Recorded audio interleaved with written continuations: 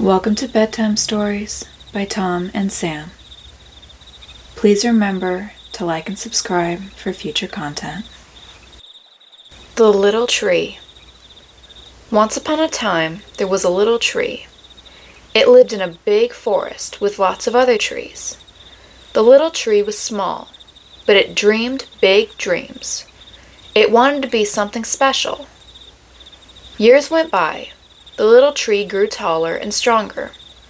One day, some people came to the forest. They looked at all the trees. They chose the little tree. "This tree is strong," they said. "It will make something wonderful." The people carefully cut down the tree. It was a little sad to leave the forest, but it was also excited. It was going to be on an adventure. The people took the tree to the workshop. A kind man with tools worked on the tree. He cut it and shaped it. He smoothed it and polished it. Slowly, the tree began to change. It wasn't a tree anymore. It was becoming something new. It was becoming a table. The table had 4 strong legs and a flat top. It was shiny and smooth. It was beautiful. The people took the table to the house. They put it in a room with other furniture. A family came to live in the house. They used the table every day. They ate meals at the table. They played games at the table. They drew pictures at the table. The table was happy. It was being used and loved. The little tree, now a beautiful table, had found its special purpose. It wasn't just a tree anymore. It was part of the family's life, and that made it very happy. Now close your eyes and dream sweet dreams.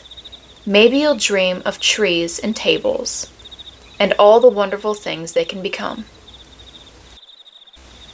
John the Bear makes pizza.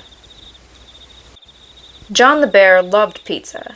Not just eating pizza, but making it. He had a big, warm kitchen. It smelt like warm bread and yummy tomatoes. Every day, John put on his red apron. He would start to sing, "Pizza, pizza, round and bright, make my tummy feel so right." He danced a little jig as he got to his big bowl. First, he poured flour.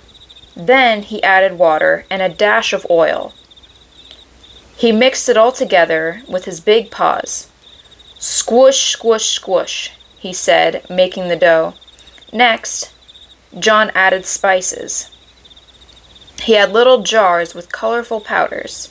He put in a pinch of red pepper, a dash of green herbs, and a sprinkle of yellow spice. What a good smell," he said. He rolled the dough flat. He spread the red tomato sauce on top. Then he added cheese, lots of cheese. He put on pepperoni and mushrooms. John put the pizza in the oven. Ding! The timer went off. The pizza was ready. John took out the pizza. It smelt wonderful. He cut it into big slices. He ate a slice. He said, "This is the best pizza ever." John was happy. He loved making pizza. He loved singing and dancing in his kitchen, and he loved eating his delicious pizza. Ben and Tony. Tony the alligator and Ben the crocodile were best friends. They were very different, but they loved doing the same things. Tony had green, bumpy skin and a big, wide smile. Ben had pointy teeth and scales that looked like shiny rocks. Every day, Tony and Ben met at the park. "Hello, Ben," Tony would say, his tail wagging. "Hello, Tony," Ben would reply, his eyes twinkling. First, they played ball. Tony would throw the ball high up in the sky. Ben would snap it out of the air with a big chomp. Then, Ben would roll the ball on the ground, and Tony would kick it with his strong feet. "Goal!" Tony would shout. When they were tired of ball, they hopped on their bikes. Tony's bike was blue, and Ben's bike was red. "Let's go to the city," Tony said. They pedaled down the sidewalk, past tall buildings that reached the sky. "Look, Ben, a bus," Tony pointed. They rode past shops with big, bright windows, and people waved hello. Sometimes the city was noisy, cars honked, and people talked. But Tony and Ben didn't mind. They were happy to be together. They rode their bikes to the big, shiny river. "Let's race," Tony said. "Okay," Ben replied. They pedaled as fast as they could, their tails swishing. Tony went whoosh. Ben went zip. They laughed and laughed. As the sun began to go down, they rode back to the park. The sky was orange and pink. It was time to go home. "Goodbye, Tony," Ben said. "Goodbye, Ben," Tony said. They were both a little sleepy. They went to their beds and closed their eyes. They thought about playing ball and riding bikes in the big, bustling city. Tony dreamed of throwing the ball high in the sky, and Ben dreamed of catching it. They both dreamed about riding their bikes and watching buses drive by. They were happy to have each other, best friends forever, and soon they were fast asleep. Lazy Thomas. Zelda the goose was a very busy manager. She worked at the Berry Big Market, a grocery store full of yummy fruits and vegetables. Zelda wore a tiny blue hat and carried a clipboard. "Honk honk," she said, checking all the shelves. One of Zelda's helpers was Thomas the raccoon. Thomas was very sleepy. He liked to nap a lot. He would sleep behind the big bag of potatoes. He would sleep under the piles of apples. He would even sleep in the big cart of carrots. "Thomas," Zelda said, her voice a little loud, "the customers need help. We need to put the bananas on the shelf." Thomas yawned a big yawn. "Just give me 5 more minutes, Zelda," he mumbled, closing his eyes. One day, a big rush came to the Berry Big Market. Many animals came to buy food. There were rabbits buying carrots, bears buying berries, and squirrels buying nuts.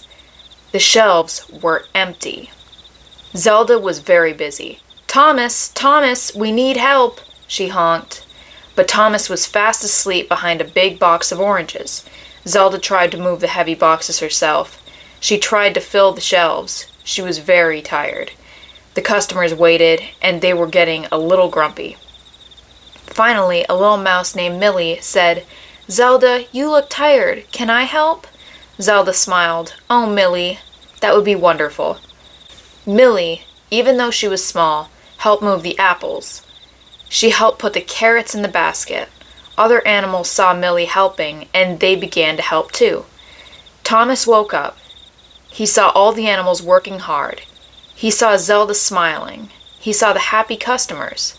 He felt a little bit silly. He had been sleeping while everyone else worked. "Zelda," Thomas said, his voice small. "Can I help too?" Zelda smiled. "Of course, Thomas. We need you to put the bananas on the shelf." Thomas worked hard. He carried the bananas. He stacked them neatly. He helped the customers find their favorite foods. When the day was over, the Berry Big Market was clean and full. The customers were happy. Zelda said, "Thomas, thank you for helping. You did a good job." Thomas smiled.